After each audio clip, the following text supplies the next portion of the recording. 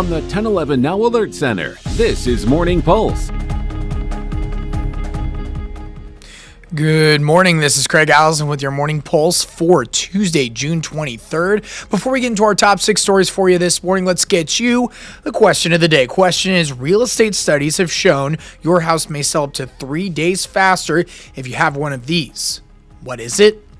Answer is a fire pit. None of us on the morning crew got that right, but if you think you got what it takes, be sure to head over to our 1011 Facebook page, put in your guesses. We read off both the guesses and answers on 1011 this morning. But with that being said, let's jump right into our top 6 stories for you this morning. Starting things off on the national side, coming all the way back over here to eastern Nebraska. 2 more men have been charged in the alleged plot to attack the UFC fight outside the White House earlier this month. You might remember that previous image of 31-year-old Abraham Alvarez of Omaha, who was arrested in the case last week and referred to as the mastermind behind the operation.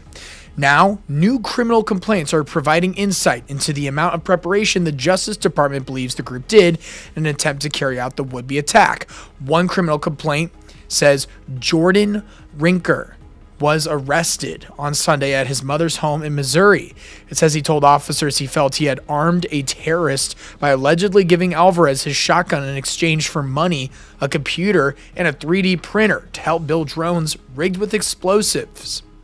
In another criminal complaint for William Faulkner, he says he talked with other defendants about how he could rig drones with explosives, which explosives would cause the most damage, and how they could buy the drones in other parts.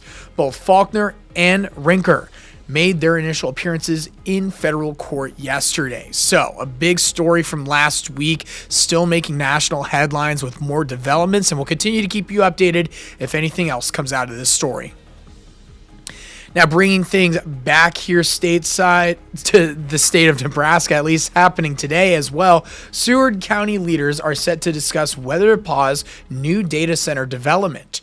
The Board of Commissioners will meet this morning at 9 a.m. to consider a possible moratorium on data centers. This discussion comes just 1 week after Gage County approved an 18-month moratorium on new data center projects, and it also comes as Google continues to consider southeast Nebraska for a possible data center, a proposal that has drawn significant attention to this issue. Seward County Board meeting begins at 9 o'clock this morning, and we'll follow the meeting closely, bringing you any decisions or updates, both on air and online, so be sure to stick with us throughout the day. Your third story for you this morning. Have you seen this man? Police say he hasn't been seen since early yesterday. It's 42-year-old Daniel Maurer, who was last seen leaving a house on foot around 2 o'clock Monday morning. He was last seen in the area of West Millstone Road in southwest Lincoln, which is near Russ's Market off of Coddington and A. Maurer is 6'1" and weighs about 200 pounds. He has brown hair and brown eyes and was last seen wearing a black windbreaker with either basketball shorts or jeans. Police say he walks with a limp and has some mental health conditions requiring medication. Anyone with information is asked to call police. The number is on your screen if you're watching us this morning, but you can also head over to the story on our website, 1011now.com. We now head to downtown Lincoln. When Project O Street was first announced, there were concerns about construction, especially for businesses nearby. City officials say stores would remain open, but there have still been plenty of growing pains. Berea Boss opened on O Street in 2023, and according to owner Jordan Jackson, it took some time to get people into the restaurant since he used to only work out of a food truck. Over time, shops started to do better, get regular customers, but he says Project O Street has cut about a third of his business. He's now going back to where it all started, selling tacos out of his truck while still keeping the storefront open.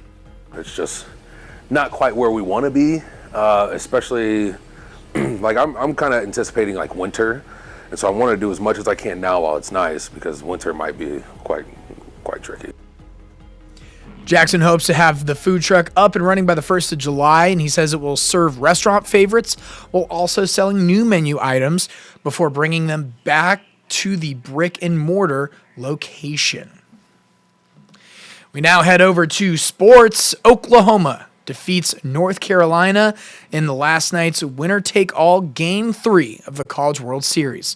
Sooners taking control early, never looking back. It's their third national championship in program history and first in more than 3 decades. Final score was 13-2, and Oklahoma came into this year's tournament as anything but a favorite.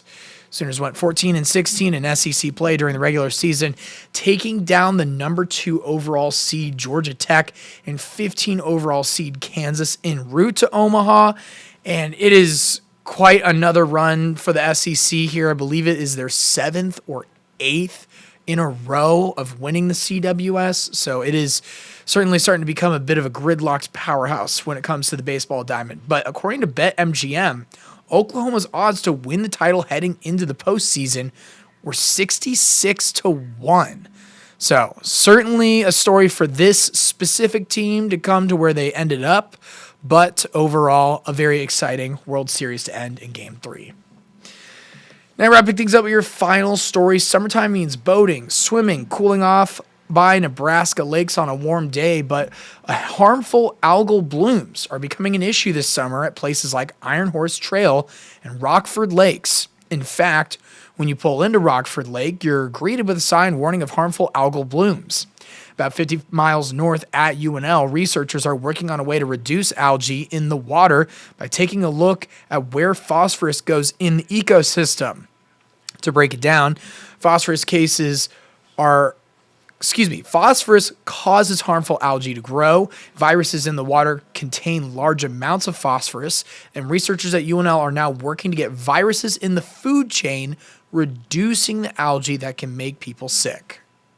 I want to make sure that the average Nebraskan can still enjoy water, right? And unfortunately, every year, lakes close because of these harmful algal blooms or harmful cyanobacteria blooms. And so this is hopefully going to help improve water quality in the long term. Now, as Jessica Corman with UNL just said, many Nebraska lakes have had to close because of the harmful algal blooms, which going further can cause skin rashes, breathing issues, liver damage, and even neurological failure.